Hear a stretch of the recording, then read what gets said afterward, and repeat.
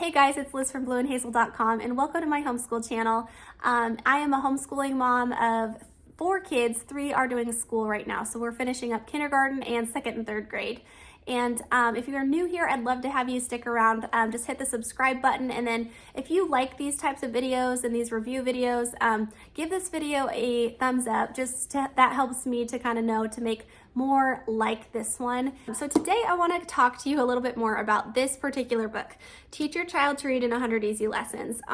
This is my 3rd round this year of using this, and I kind of have this like love-hate relationship with this book, and part of it we will talk more about why I love it and why I don't like it. And just remember, like, if you start using this reading curriculum for whatever reason you don't like it, like, there are so many other good programs out there. So you don't have to submit yourself into one or convince yourself that you should like it because some other mom on the internet thought it worked really well, or, you know, your sister-in-law likes it with their kids and they learned how to read. Like, if you don't love it, that's fine. Just try something else, because really, truly, there are some awesome options out there. I have just stuck with this one because it worked with my oldest.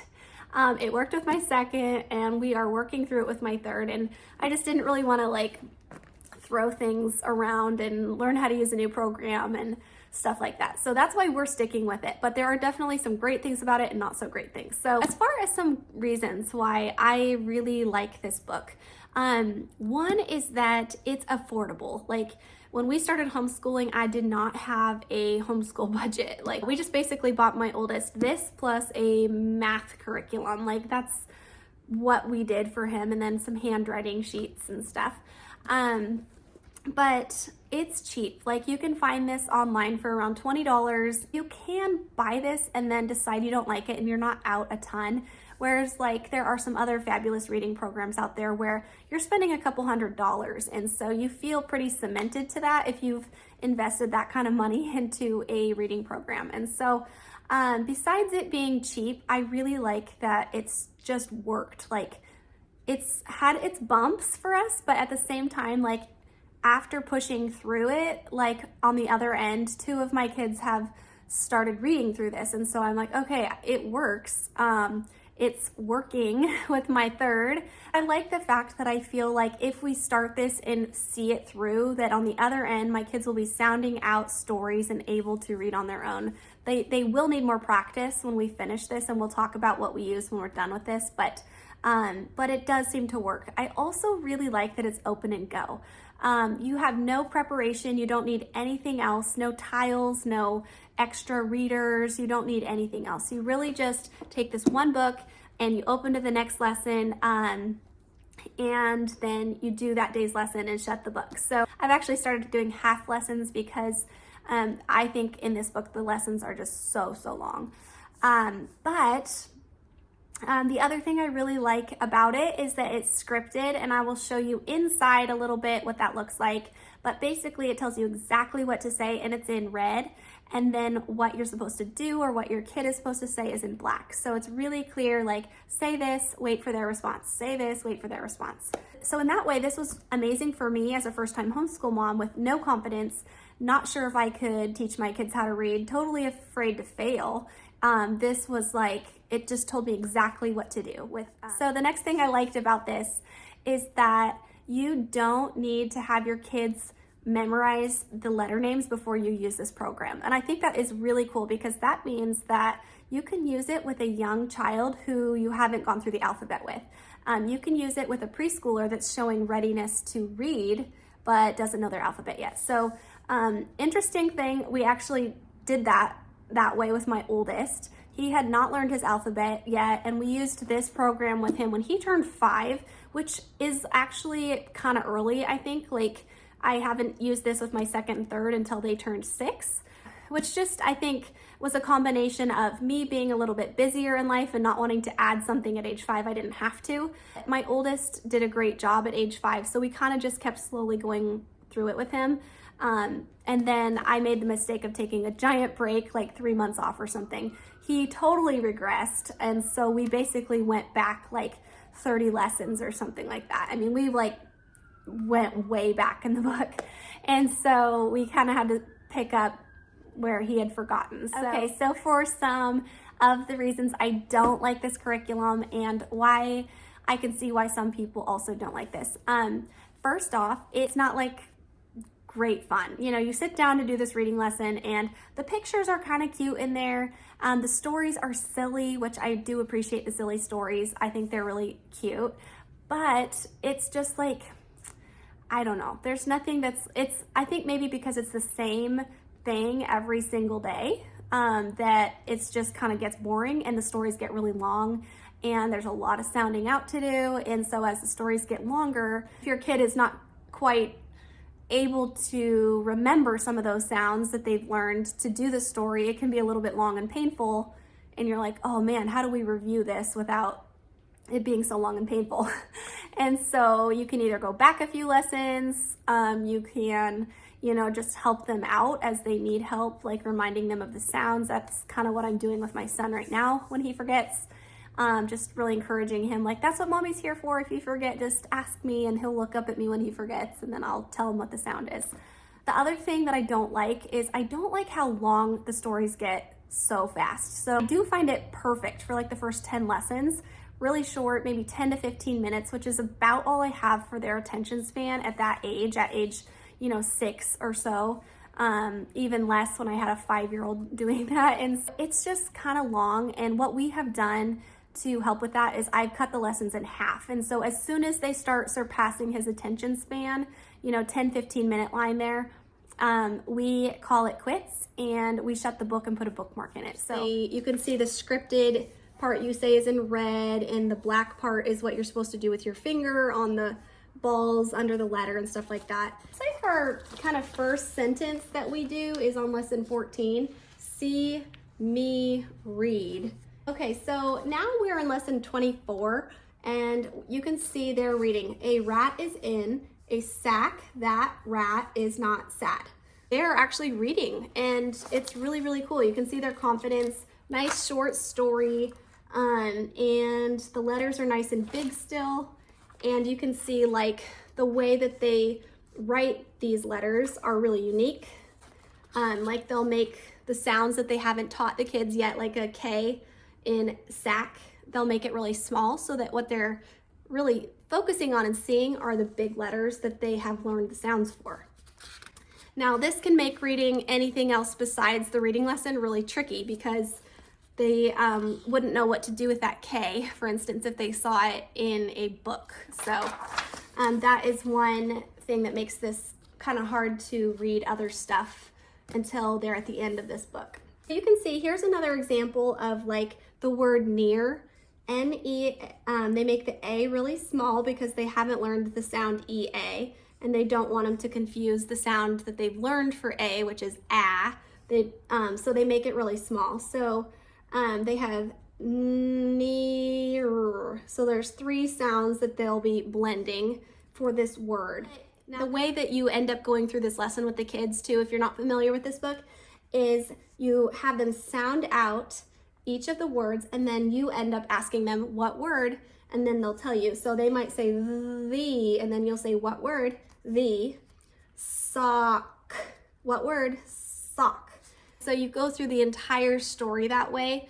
And one of the helpful things, like one of the biggest things that I have to work with my son right now on is blending those sounds, because he wants to say like s-a-k, but when he says each of the sounds in a choppy way like that, he can't hear the word, versus saying sock and kind of like drawing out those sounds.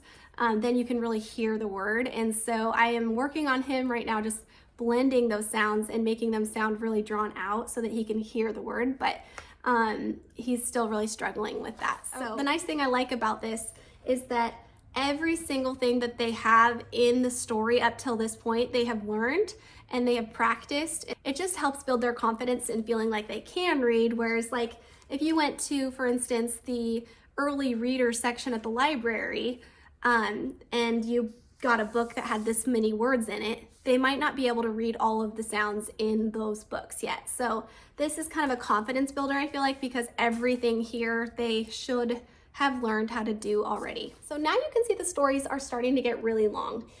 We are on lesson 60, and we would do all of the words the sound review here. This is new sound. And then the next day we would do this story. So that way there's just not too much to do in one day. Also, you can know that there's like a writing component. So at the end of each lesson, they'll teach the kids how to write a letter. We have not really used that with any of my kids. We've kind of done our own thing for handwriting.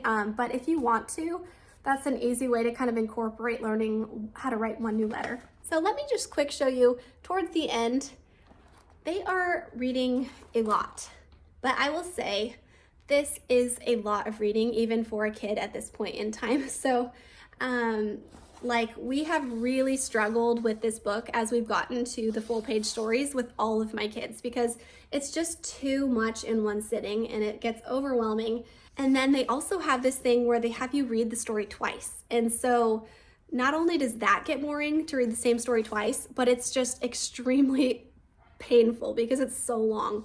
And so honestly, what we've been doing is just reading the story one time and then moving on. And so maybe we're not getting as good of reading practice with that as we should be, but that's kind of one way that I've just made this program work for us. So overall, I like this program because it's a phonetic reading program. So the kids are learning how to sound out each letter and letter combination. And so they can eventually take any word and they can start to make those sound blends.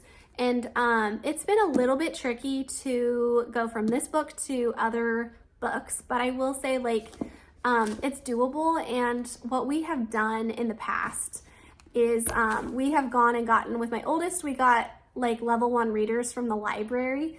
And I did notice that there were some sound combinations that we hadn't really learned in here, and I forget what they are, but they're just, it didn't cover all of them. Like there were new ones that we, encountered in books that we hadn't seen before. And that's why when we finish this book, I still do reading time with the kids, and I just say 10 minutes a day we sit on the couch and we do reading time with mom. The other thing that we've done, like with my second, and I will do with my third, because I did really like these books, is I bought the Dash into Learning books. I don't know if you've seen these, but they're really, really cute. And these are kind of like beginner reader books, and they come in 3 sets. So I bought all 3 sets, and the first set is like perfect for making kids feel like they can read a real book on their own. And even halfway through Teach Your Child to Read in 100 Easy Lessons, he could probably do most of set 1, and he can fly through this and go to set 2. The one thing I do like about these is that they get harder